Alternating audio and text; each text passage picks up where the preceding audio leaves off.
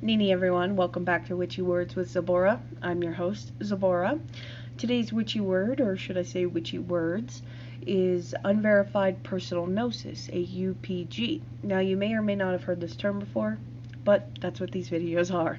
They're to educate you guys on the witchy words that are out there. So a UPG, an unverified personal gnosis, is a feeling or an inkling or just some kind of intuition that you get, some kind of gut intuition that you get about your path or a deity that you're working with that may or may not be historically accurate. So take Tahuti here, for example, okay? Tahuti has a saying about him. A truth is a sweet thing, is basically what it is. So from that, we can glean that he likes sweet things because he's all about truth. So, historically, from Egypt, we're talking honey, dried fruits, things of those natures. But in a modern context, we can also insert things like peanut butter cups or Oreo cookies. Now, obviously, they didn't have Oreo cookies in the ancient world, but using a UPG, I can offer Tahuti Oreo cookies to see, hey, you like sweet things. These are sweet things. Try them out. Tell me what you think. So that is the UPG. It may or may not match historical records. Now, obviously, I chose something that would have been close to Tahuti, being sweets and stuff, but there are also other things that could be considered UPGs. Like I was talking to someone who said that they work with Ra and Isis and I think Osiris or Bast, and they said that those three deities don't want them to do evil black magic.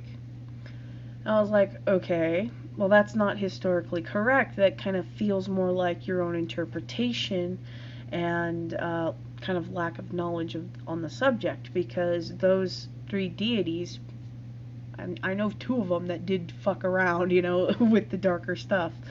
Ra chose, Set here, who is strong of arm, chosen one of Ra, and most certainly is a chaos deity.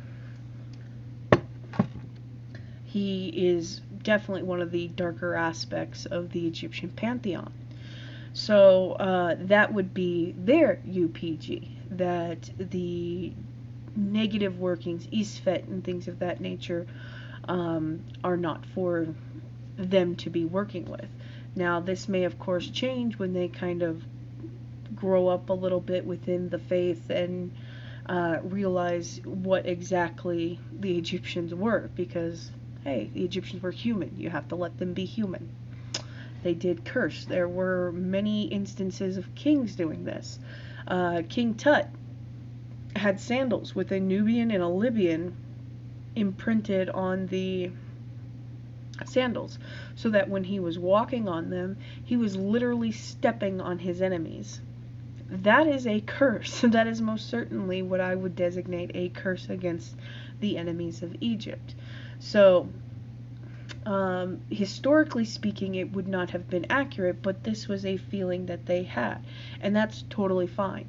UPGs don't have to be something negative or something like, well, you're just stupid for thinking that. It's a personal gnosis. It's something that you personally conceive, believe, or what have you. So that is it for tonight, guys. Sun update.